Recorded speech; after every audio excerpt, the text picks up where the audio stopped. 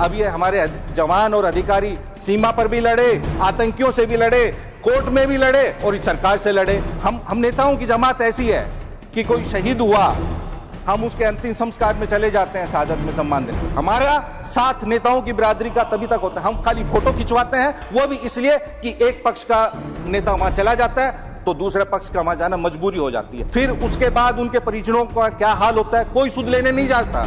उनके दुख, दर्द, पीड़ा को कोई नहीं जानता। वो आंसू नहीं, उनकी आंखों से खून टपकता है। आईपीएस अधिकारी 15 से 16 साल में 4 से 5 प्रमोशन पाते हैं और जो सीएपीएफ के अधिकारी हैं उनको एक भी प्रमोशन नहीं मिलता। क्या सरकार जानती है कि पिछले 5 साल में 4,663 जवान और 166 अधिकारियों ने अपनी शहादत दी? आप एक दिन साल में जवानों के साथ दिवाली मना लीजिएंगे तो क्या उनका भला होगा? जब जवान सीमा पर सीना तान के आगे बढ़ता है, लेकिन जब उनके हक अधिकार देने की बात आती है तो ये संसद और हम लोग सब पीछे मुड़ जाते हैं। वो अपने एक अधिकार, छोटा सा अधिकार मान रहे कि आप हमको टाइमली प्रमोशन दे दीजिए हुजूर। और इसी सरकार ने, एनडीए सरकार ने 2003 में उनकी पेंशन भी बंद कर दी थी। श्री संजय यादव। थैंक यू सभापति मैडम। चाणक्य ने कहा था कि the day the soldier has to demand his dues will be a sad day for Magadh, for then on that day you will have lost all moral sanctions to be a king।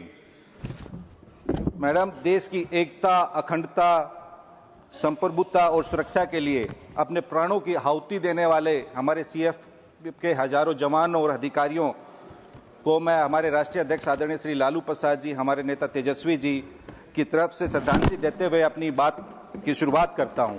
महोदय, जैसा कि पूर्व के सभी वक्ताओं ने कहा कि ये सीएपीएफ बिल लाने की क्या जरूरत थी, ऐसी क्या नौबत आई और इसके क्या क्या सारे प्रावधान हैं और उन पे क्या क्या ऑब्जेक्शंस हैं। सबने कहा कि ऑर्गेनाइज्ड ग्रुप ए के जितने भी हमारे अधिकारी हैं वो सभी यूपीएससी के मार्फत चयनित होकर आते हैं, लेकिन आईपीएस अधिकारी 15 से 16 साल में 4 से 5 प्रमोशन पाते हैं और जो सीएपीएफ के अधिकारी हैं उनको एक भी प्रमोशन नहीं मिलता। तो एक जो ये अन्याय है, असमानता है, इसको दूर करने का इस बिल में कोई प्रावधान नहीं है। दूसरी बात, जितने भी हमारे सीएपीएफ के अधिकारी हैं उनका अपने कैडर में जो अनुपात है आईजी और डीआईजी की नियुक्ति में, उसको कम से कम 70% होना चाहिए।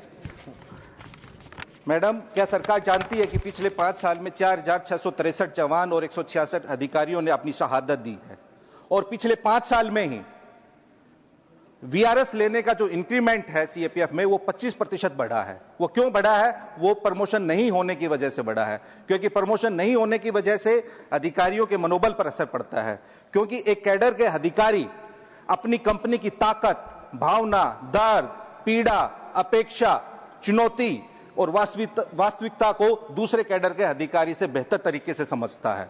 हम आईपीएस के विरुद्ध में नहीं है, लेकिन वो जो पेरेंट कंपनी है, वो जो कैडर है, उनको उनका अधिकार मिलना चाहिए। मैडम, अब ये हमारे जवान और अधिकारी सीमा पर भी लड़े, आतंकियों से भी लड़े, कोर्ट में भी लड़े और इस सरकार से लड़े, और जब उनके अधिकार देने की बात आती है तो ये सरकार पीछे पीठ मोड़ के खड़ी हो जाती है। उनका अधिकार कौन देगा?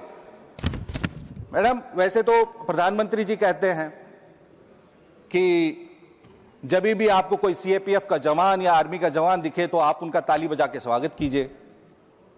खाली स्वागत करने से तो उनका भला नहीं होगा। आप इनके जवानों की शहादत पे फूल चढ़ाने से तो उनका खाली सम्मान ही होता है, लेकिन आप एक दिन साल में जवानों के साथ दिवाली मना लीजिएंगे तो क्या उनका भला होगा? नहीं मैडम, एक दिन उनके साथ त्योहार मनाने से भला नहीं होगा। हमने उनके लिए ऐसी नीतियां बनानी होंगी कि उनका हर दिन एक त्योहार जैसा लगे, क्योंकि उनके भी बाल बच्चे हैं। मैडम, जब जवान सीमा पर सीना तान के आगे बढ़ता है, लेकिन जब उनके हक अधिकार देने की बात आती है तो ये संसद और हम लोग सब पीछे मुड़ जाते हैं। हम नेताओं की जमात ऐसी है कि कोई शहीद हुआ, हम उसके अंतिम संस्कार में चले जाते हैं, शहादत में सम्मान देने। हमारा उनके साथ तब तक होता है, फिर उसके बाद उनके परिजनों का क्या हाल होता है कोई सुध लेने नहीं जाता। उनके दुख, दर्द, पीड़ा को कोई नहीं जानता। वो आंसू नहीं, उनकी आंखों से खून टपकता है। हमारा साथ नेताओं की बिरादरी का तभी तक होता है। हम खाली फोटो खिंचवाते हैं, वो भी इसलिए कि एक पक्ष का नेता वहां चला जाता है तो दूसरे पक्ष का वहां जाना मजबूरी हो जाती है। हमारी यही उनका साथ है। क्या होता है वो आपका, जैसा संजय सिंह जी ने कहा पोर्ट, एयरपोर्ट, हर जगह जाते हैं। यहां भी आप ऊपर देखिए, वही जवान है। लेकिन जब हम वहां उधर जाएंगे, यही मार्शल हम लोगों को उठा के बाहर भी पटक देंगे। वो सरकार का इतना साथ देते हैं, लेकिन सरकार उनका साथ क्या दे रही है? नहीं दे रही है। वो अपने एक अधिकार, छोटा सा अधिकार मान रहे कि आप हमको टाइमली प्रमोशन दे दीजिए हुजूर। वो टाइमली प्रमोशन भी नहीं दे रहे। आप उनका डिसेबिलिटी पेंशन भी नहीं दे रहे हैं। वो भी सीआरपीएफ के जवानों का तो डिसेबिलिटी पेंशन भी टैक्सेबल है। और इसी सरकार ने, एनडीए सरकार ने 2003 में उनकी पेंशन भी बंद कर दी थी। पेंशन बंद करने वाले भी यही है और प्रमोशन रोकने वाले भी यही है। अब वो एक कहावत है, मारे सिपाही नाम सरदार का, काटे बाढ़ नाम तलवार का। जब जवान किसी ऑपरेशन में आतंकियों को या देश की सुरक्षा को, देश की सीमाओं को सुरक्षित करते हैं तो नाम सरदार का होता है। लेकिन जब पुलवामा में वही शहीद होते हैं तो आप उनके नाम पे वोटों की खेती करते हैं। और वही अधिकारी आज आपसे अपना अधिकार मांग रहे हैं तो आप चुप है। नहीं, ऐसा नहीं होगा मैडम। बस मैं अपनी एक बात कहूंगा कि सरकार के लिए ये अधिकारी और जवान एक नंबर, एक वर्दी और एक ड्यूटी नहीं होना चाहिए। उनको भी एक मानवता के आधार पर, इंसानियत के आधार पर उनकी मांगों को समझना चाहिए, सोचना चाहिए। हमारा सरकार से हाथ जोड़कर निवेदन है कि सरकार एक जंग अपने आप से लड़े। बस मैडम, मैं समाप्त कर रहा हूं।